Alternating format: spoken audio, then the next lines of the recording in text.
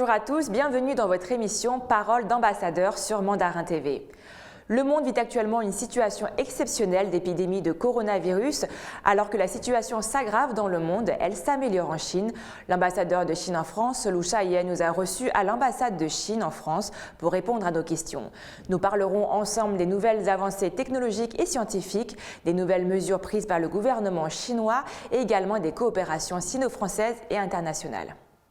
Bonjour Monsieur l'ambassadeur de Chine en France, merci beaucoup de nous recevoir pour cet entretien consacré à l'épidémie de coronavirus. Merci. On peut dire que la Chine n'était pas prête à faire face à cette épidémie, mais grâce aux mesures déployées par la Chine et aux efforts du peuple chinois avec l'aide internationale, les résultats sont positifs. Le nombre de cas de nouvelles contaminations en Chine continue de baisser chaque jour. Malgré tout, est-ce qu'un rebond du nombre de contaminations est-il envisageable, Monsieur l'ambassadeur ? Effectivement, l'apparition soudaine de l'épidémie de Covid-19 nous a pris de court au début. Cependant, sous la direction du président Xi Jinping, nous avons mobilisé toute la nation et adopté rapidement les mesures de prévention et de contrôle les plus complètes, les plus strictes et les plus rigoureuses. Grâce aux efforts acharnés dans tout le pays, on voit maintenant des premiers résultats marqués par l'amélioration continue de la situation de la lutte contre l'épidémie et la reprise rapide des activités économiques et de la vie quotidienne. Il convient de dire que la situation est maîtrisée globalement et qu'il n'y aura pas de rebond important de cas d'infection en Chine. Maintenant, nous devons nous concentrer sur la prévention des risques liés aux cas importés. Nous continuerons à être vigilants et à agir avec prudence. Nous l'avons dit tout à l'heure, Monsieur l'ambassadeur, le nombre de cas baisse en Chine, mais l'épidémie s'intensifie partout dans le monde, notamment en Europe. Quelles mesures ont été prises en Chine pour éviter les contagions introduites en Chine par des personnes en provenance de pays touchés par le virus ?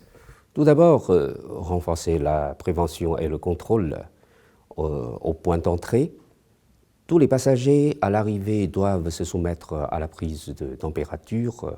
Pour ceux qui présentent des symptômes de rhume comme la fièvre, d'autres examens médicaux seront effectués et les cas d'infection confirmés seront hospitalisés immédiatement.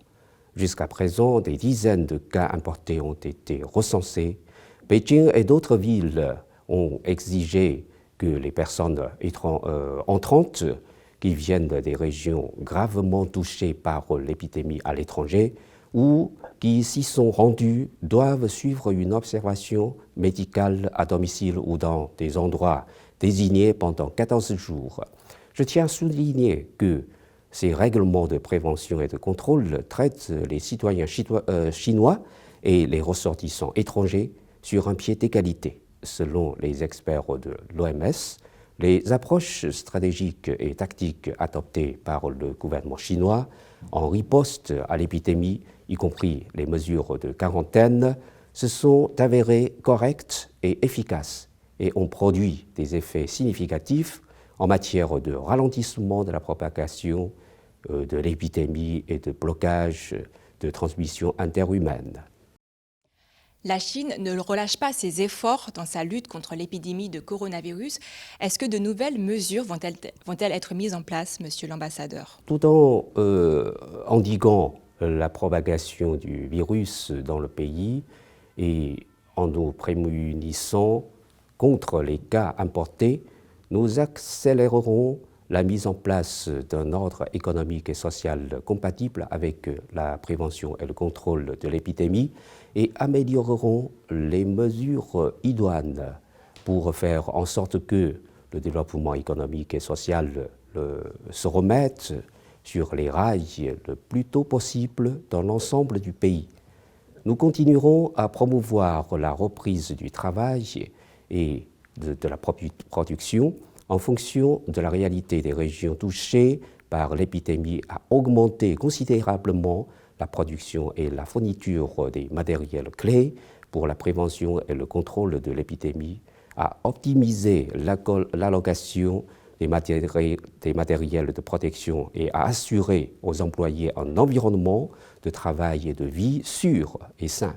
Nous effectuerons également un travail ciblé pour aider les entreprises, stabiliser les emplois existants, favoriser la création de nouveaux emplois et mener à bien le travail relatif à l'emploi des groupes clés tels que les diplômés des universités et des travailleurs migrants. Le président chinois Xi Jinping a souligné le rôle essentiel de la science et de la technologie pour soigner davantage de patients, réduire la mortalité et finalement vaincre l'épidémie. Actuellement, le nombre de guérisons en Chine augmente. Quelles sont les nouvelles avancées et où en est la recherche scientifique et technologique sur le Covid-19 ? Récemment, lors de son inspection à Pékin sur la recherche scientifique dans le cadre de la prévention et de contrôle de l'épidémie de Covid-19, le président Xi Jinping a souligné que l'arme la plus puissante de l'humanité contre les maladies est celle de la science et de la technologie. Le 20 janvier, la Chine a mis en place un groupe de recherche scientifique dans le cadre de la lutte contre l'épidémie. 5 priorités ont été déterminées, à savoir l'étiologie et l'épidémiologie, la technologie et les produits de détection, les médicaments et le traitement clinique, la recherche et le développement de vaccins, ainsi que la création de modèles animaux expérimentaux, etc. Grâce aux efforts des chercheurs qui travaillent jour et nuit, des avancées ont été réalisées dans tous ces aspects, en termes de technologie, de produits de détection. La Chine a isolé le virus en un temps record au début de l'épidémie, a déterminé le séquençage génomique du virus et l'a partagé sans tarder avec l'OMS. Cela a permis aux différents pays de développer des outils de détection de virus. À l'heure actuelle, au moins 7 réactifs de tests de diagnostic ont été approuvés et sont utilisés en Chine. En termes de médicaments et de traitements cliniques, les chercheurs choisis chinois ont sélectionné 5000 candidats médicaments parmi plus de 70 000 médicaments composés. Après des expériences répétées, une centaine de médicaments ont été sélectionnés pour effectuer des expérimentations d'activité du nouveau coronavirus in vivo. On s'est finalement focalisé sur un lot de médicaments tels que le phosphate de chloroquine. À ce jour, la Chine a publié 7 éditions du plan de diagnostic et de traitement du Covid-19. En ce qui concerne la recherche et le développement de vaccins, la Chine a déployé des efforts sur divers fronts. Les vaccins seront soumis aux essais cliniques fin avril au plus vite. Vous avez déclaré lors d'une interview, Monsieur l'ambassadeur, que la Chine, qui avait connu une importante pénurie de masques de production, avait repris sa production de masques et qu'elle était maintenant prête à aider les autres pays touchés par le virus. Est-ce que la Chine a été sollicitée par des pays dans le besoin ? À l'heure actuelle, la situation épidémique s'aggrave dans certains pays dans le monde. Tout en luttant contre l'épidémie dans le pays, la Chine mène activement une coopération internationale dans la lutte contre l'épidémie. Elle a fourni des kits de tests au Pakistan, à l'Iran, au Japon et à l'Union africaine et a partagé des plans de diagnostic et de traitement avec de nombreux pays. Nous avons également envoyé une équipe d'experts bénévoles en Iran. Bien sûr, nous sommes toujours prêts à aider les autres pays au niveau de fourniture médicale. En outre, la Chine a également organisé une vidéoconférence d'experts sur l'épidémie de Covid-19 avec l'UE, l'Azerbaïdjan, le Bélarus, la Géorgie, la Moldavie, l'Arménie et le Turkménistan et le secrétariat de l'Organisation de coopération de Shanghai. Alors que la production reprend de manière progressive et de manière coordonnée en Chine, cette épidémie a des conséquences indéniables sur l'économie chinoise et l'économie mondiale. Comment est-ce que la Chine compte-t-elle redresser son économie? Quelles sont les prévisions, monsieur l'ambassadeur? L'épidémie de Covid-19 coïncide avec le Nouvel An chinois, ce qui a eu de graves répercussions sur le secteur des services, notamment le tourisme, la restauration, le divertissement. La prolongation des vacances et le report de la reprise du travail auront certainement un impact sur la production industrielle et l'industrie de la construction. L'épidémie affectera inévitablement la croissance économique de la Chine au premier trimestre de cette année. Dans le même temps, l'impact de l'épidémie sera éphémère et généralement contrôlable. En tant que deuxième économie du monde, la Chine possède un énorme potentiel économique et l'économie chinoise est de plus en plus résiliente. Les fondamentaux de l'économie chinoise, marqués par une croissance de qualité à long terme, ne changeront à cause de cette épidémie passagère. Nous avons la capacité de ramener rapidement l'économie à son rythme de croissance normale. Premièrement, le gouvernement chinois dispose d'une marge suffisante en termes de politique de macro-contrôle. La Banque centrale chinoise a investi au total 1 700 milliards de yuans en liquidités et intensifiera la régulation anticyclique.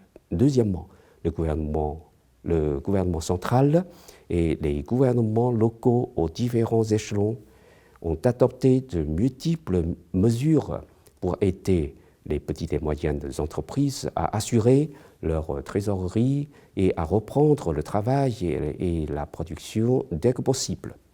Troisièmement, une fois que l'épidémie se sera calmée, la consommation et l'investissement restreints à cause de l'épidémie seront libérés en masse et l'économie chinoise se rétablira rapidement.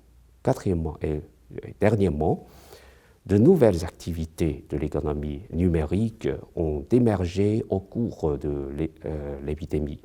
Ça permettra d'accélérer les réformes structurelles du côté de l'offre, de promouvoir le développement de l'économie numérique et de contribuer à la transformation et à la montée en gamme de l'économie chinoise. À l'heure actuelle, à l'exception de la province du Hubei, gravement touchée par l'épidémie, la production et la vie dans diverses régions de la Chine sont en train de revenir à la normale. Jusqu'au 2 mars, 78,9% des grandes et moyennes entreprises ont repris leurs activités. Ce taux est à 30% pour les petites et moyennes entreprises et à 80% pour les entreprises étrangères en Chine. En outre, le gouvernement chinois travaille à un retour à la normale des activités agricoles de printemps en fonction de la réalité des diverses régions afin d'assurer la production agricole à la bonne saison. Les institutions internationales telles que le Fonds monétaire international et la Banque mondiale sont optimistes quant aux perspectives économiques de la Chine. Les 40 économistes de prestige d'Asie-Pacifique, d'Europe et des États-Unis, interrogés par Reuters, pensent que l'économie chinoise va bientôt se redresser et même rebondir au deuxième trimestre. Monsieur l'ambassadeur, vous l'avez évoqué tout à l'heure, la Chine travaille avec de nombreux pays. Elle est en interaction directe avec l'Iran, où elle a envoyé une équipe médicale chinoise pour partager son expérience dans la réponse au Covid-19. Selon une experte de l'OMS, cette équipe médicale chinoise envoyée en Iran est un exemple parfait de partage d'expérience. Est-ce que la Chine pourrait envoyer une équipe médicale en France si la situation devait s'aggraver? La Chine remercie la communauté internationale, y compris la France, pour son précieux soutien à sa lutte contre l'épidémie. La Chine suit de près le développement de l'épidémie en Europe, en particulier en France. Nous sommes disposés à travailler avec la France pour relever conjointement les défis actuels de santé publique. Si la France en a besoin, la Chine est tout à fait prête à lui accorder une aide dans la mesure de ses possibilités. Le président chinois Xi Jinping a eu une conversation téléphonique avec son homologue français Emmanuel Macron. Lors de cet entretien téléphonique, le président chinois Xi Jinping a annoncé que la Chine allait renforcer sa coopération sanitaire avec la France afin de préserver conjointement la sécurité sanitaire publique en Chine et dans le monde. Quelle est la coopération entre les deux pays, monsieur l'ambassadeur, et en quoi consistent ces renforcements? Oui, en effet, la Chine et la France mènent depuis longtemps une coopération dans le domaine, dans le domaine sanitaire, médical et dans le domaine de la prévention et du contrôle des maladies infectieuses. Suite à l'épidémie de SRAS en Chine en 2003, la Chine et la France ont mis en place un comité de pilotage des maladies infectieuses émergentes et ont créé conjointement l'Institut Pasteur de Shanghai et le laboratoire P4 de Wuhan. Lors de la visite du président français Emmanuel Macron en Chine en janvier 2018, le président Xi Jinping et le président Emmanuel Macron ont assisté à la signature par les deux ministères de la Santé d'un mémorandum d'entente sur la coopération dans le domaine de la santé. Les deux pays ont décidé de créer une alliance hospitalière sino-française, d'organiser régulièrement des séminaires sur la santé publique et de mener des recherches conjointes avancées sur les maladies infectieuses émergentes dans les laboratoires P4 à Wuhan en Chine et à Lyon en France. En ce qui concerne la prévention et le contrôle de l'épidémie de Covid-19, M. Alain Mérieux, lauréat de la médaille de l'amitié pour la réforme et l'ouverture de la Chine et président de la Fondation Mérieux, a fourni à la Chine de multiples suggestions sur le diagnostic, le traitement et la coopération sur le développement de vaccins. Tout récemment, des scientifiques des deux pays ont mené des études de faisabilité sur le développement de médicaments à base d'anticorps.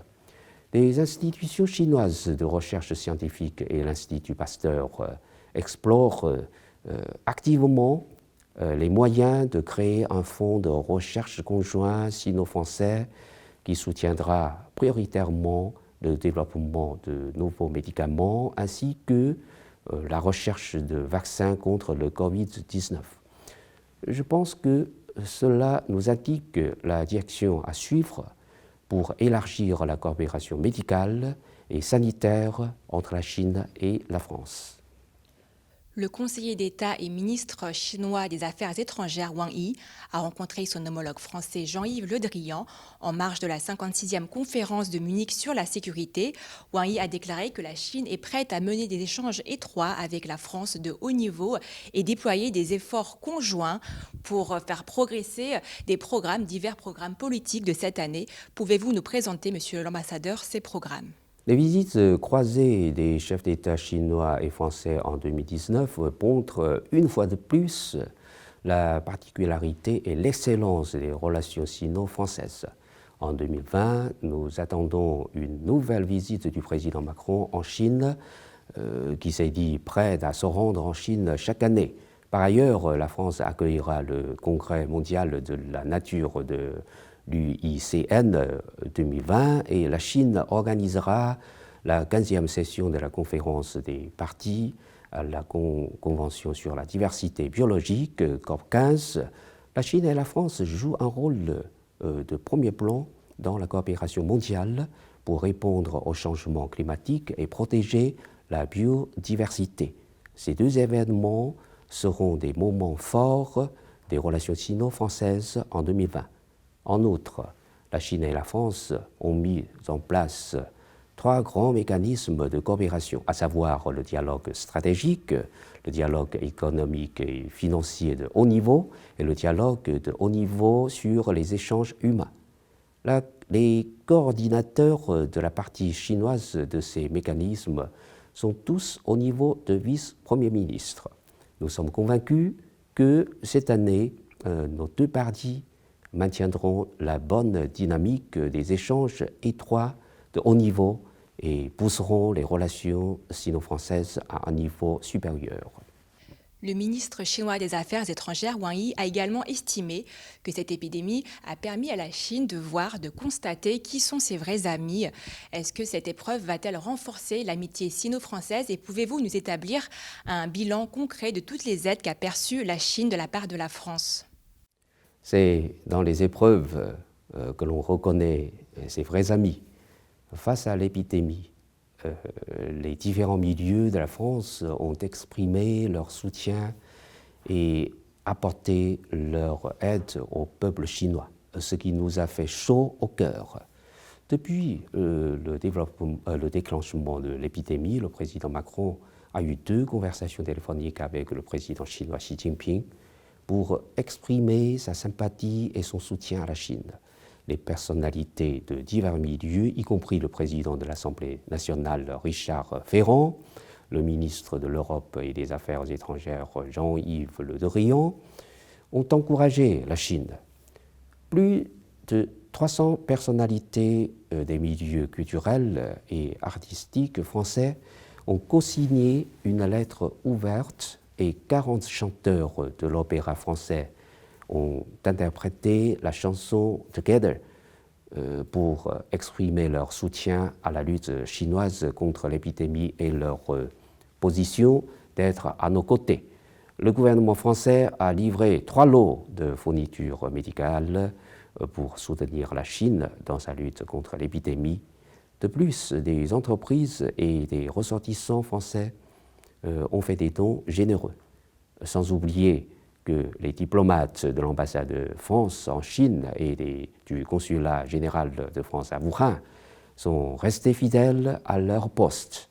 Des experts des 2 pays sont en train de coopérer pour développer des réactifs de diagnostic rapide et des vaccins. Tout cela montre pleinement la profonde amitié entre les peuples chinois et français et l'excellence du partenariat global stratégique sino-français.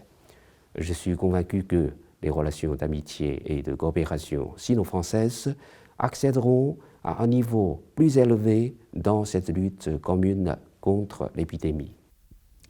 Récemment, le porte-parole de l'ambassade de Chine en France a publié une déclaration réfutant, je cite, « les absurdités publiées par une certaine presse française sur la Chine ». Quel était l'objectif de cette déclaration, monsieur l'ambassadeur? À chaque fois que survient dans le monde un problème impliquant la Chine, on voit certains médias occidentaux s'en prendre à elle à coups de propos infamants. C'est chez eux une habitude irrépressible. Ainsi, après le déclenchement de l'épidémie de Covid-19, les citoyens et le gouvernement chinois ont pris des mesures énergiques pour contenir sa progression. Ils ont consenti d'immenses sacrifices et ont tout fait pour prévenir une dissémination mondiale du virus. Cependant, certains grands médias en Occident ont trouvé bon de travestir la réalité, de se moquer de la Chine, de se réjouir de ses malheurs et de s'en prendre à elle, notamment par des traits d'humour déplacés. Il nous paraît donc indispensable de répondre avec vigueur et de clarifier les choses afin que nul n'en ignore. Les méthodes dont se servent ces médias pour nous attaquer sont misérables. Ce ne sont que mensonges et tromperies. Des mensonges d'abord en inventant des choses de toutes pièces. Par exemple, il y a quelques jours, un grand quotidien français a relayé l'analyse d'une soi-disant experte affirmant que entre le mois de décembre, celui de l'apparition du virus en Chine, et celui de février, les autorités ont nié les faits et minimisé la menace. En réalité, les autorités locales chinoises avaient fait remonter des notes dès la fin du mois de décembre 2019 sur la découverte d'une pneumonie inconnue. Le 7 janvier, lors de la réunion du comité permanent du bureau politique du PCC, le président Xi Jinping a donné des ordres clairs pour lutter contre l'épidémie, immédiatement suivis par des mesures gouvernementales fortes, dont la fermeture de la ville de Wuhan le 23 janvier. Tout cela a été rendu public.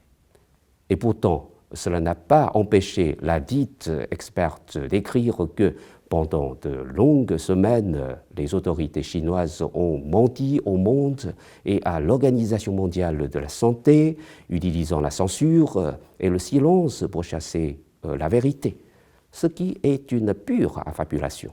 La vérité est que l'OMS a félicité plusieurs fois publiquement la Chine pour la rapidité avec laquelle elle a rendu compte de l'évolution de l'épidémie et a partagé son expérience tant sur le séquençage du virus que sur le traitement, facilitant ainsi la lutte des autres pays contre l'épidémie. Ce qui autorise ces médias à fabriquer de tels mensonges en toute irresponsabilité, c'est le monopole du droit à la parole dont ils jouissent, ainsi que la certitude que leurs lecteurs goberont n'importe quoi sans même chercher à vérifier. Leur second procédé, la tromperie, qui consiste à déformer la réalité chinoise aux yeux des lecteurs. Ainsi, au tout début de l'épidémie, parce que le virus était encore inconnu en Chine, les informations circulaient plus lentement et étaient plus rares. Cela a été interprété comme de la dissimulation. La Chine lutte contre les rumeurs sur Internet et parle d'étouffement de la liberté d'expression. La Chine prend des mesures d'isolement vis-à-vis de certaines villes pour freiner l'épidémie. Ils y voient une violation des droits de l'homme. Le docteur Li Wenliang est injustement accusé parce qu'il dévoile des informations sur le virus. Ils en font aussitôt un lanceur d'alerte.